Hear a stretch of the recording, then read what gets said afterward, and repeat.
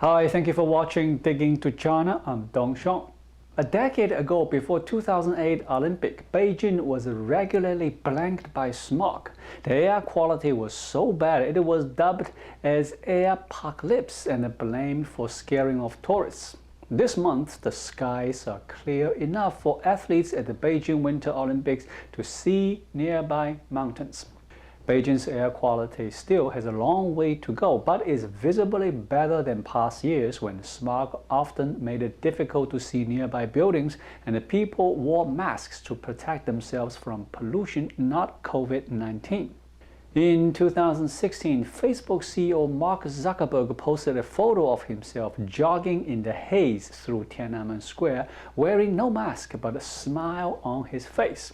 Some joked on social media that he was trying to ingratiate himself with Chinese authorities. So, what did Chinese government do to make such changes? According to a recent report from the Energy Policy Institute at Chicago, after pollution had record levels in 2013 and it became a source of international attention and public discontent, China launched an ambitious plan to improve its air quality and said it would fight pollution with iron fist. Please be noted, that was also around the time Beijing bid on this month's Winter Games.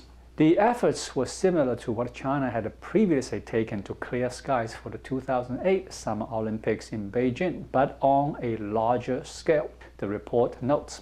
Tougher emissions standards were imposed on coal-fired plants and a number of cars on the road were curbed to cut vehicle emissions. Local officials were given environmental targets and coal-fired boilers in homes were replaced with gas or electric heaters. Despite the progress, last year Beijing's annual average air pollution was still more than 6 times the limit laid out by the World Health Organization's guidelines.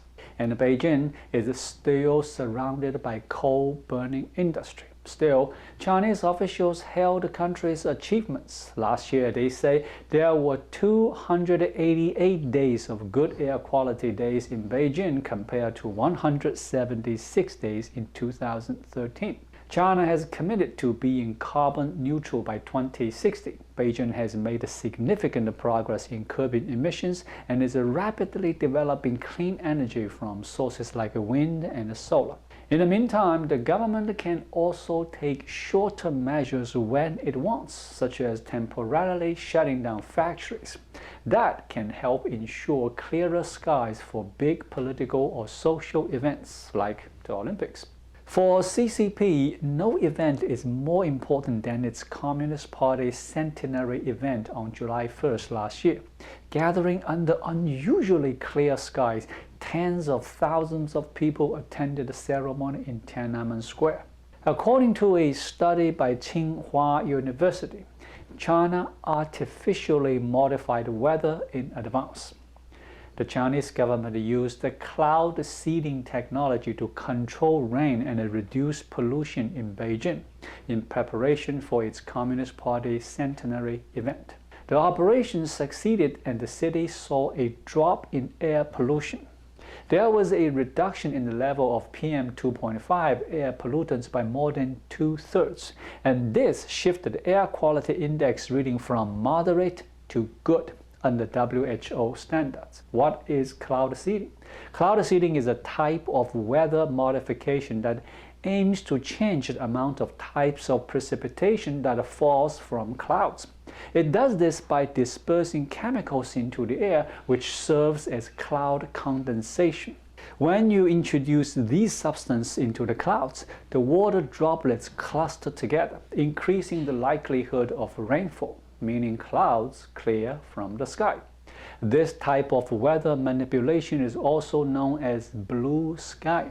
Tsinghua University's study said that the cloud seeding operation in Beijing was extensive. It took 2 hours overall. Rockets were carrying silver iodine into the sky to stimulate the rainfall. In July, Beijing's temperature averaged between 22 to 31 degrees Celsius. It is also a month with nearly constant cloud cover. So cloud seeding is a common procedure for clearing the skies in China. Ever since 2008 Olympic Games, Chinese government has spent billions of dollars to manipulate the weather over the last 13 years. Is cloud seeding bad for the environment? It can be a good thing to artificially stimulate the rainfall, as some places need more rain than others but are suffering from drought, such as in the US. However, cloud seeding requires the use of chemicals, some of which are potentially harmful to the natural environment. Plants, which depend on the contaminated rain to produce food, are affected. Also,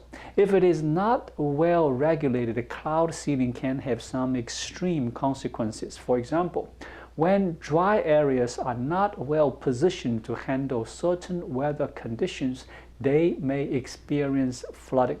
In China, there have been some concerns that the large-scale cloud seeding projects could significantly disrupt weather patterns elsewhere in the region. The operation did cause inconvenience to nearby residents who were affected by the noise. Those living in the mountains to the southwest of Beijing say they saw a large number of rockets sent into the sky on June 30th. One resident told the South China Morning Post, "It was very loud, like thunder, and it went on for a very, very long time. It was like a war zone. Then the rain came down. It was quite heavy." Another man said he found debris from the rockets outside his home, according to the same report. So far, there has been no definitive study into the effects of silver iodine on the environment.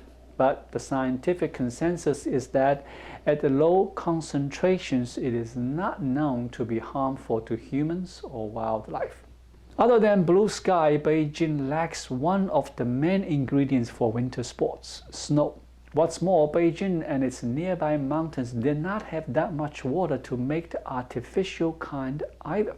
Machine-made snow has played a major role in winter sports for decades, even in snowy places like Norway, Switzerland, and Colorado. Beijing Winter Olympics is for the first time take place almost entirely on artificial snow. Beijing flooded a dried riverbed, diverted water from a key reservoir that supplies Beijing, and resettled hundreds of farmers and their families, or to feed one of the most extensive snowmaking operations in the history of the Games. Over the past few decades, rapid development has sapped Beijing's groundwater. July and August often bring heavy rains, but the city and the nearby mountains get only sprinkles of precipitation in winter, less than 2.5 inches per season on average in recent decades. However, Beijing officials insist that the snow production for the Games will not strain local water supplies. I sure hope so. Thank you for watching. Please leave a comment and subscribe to my channel. Just click the subscribe button right here. I'll see you again shortly. Until then, be well.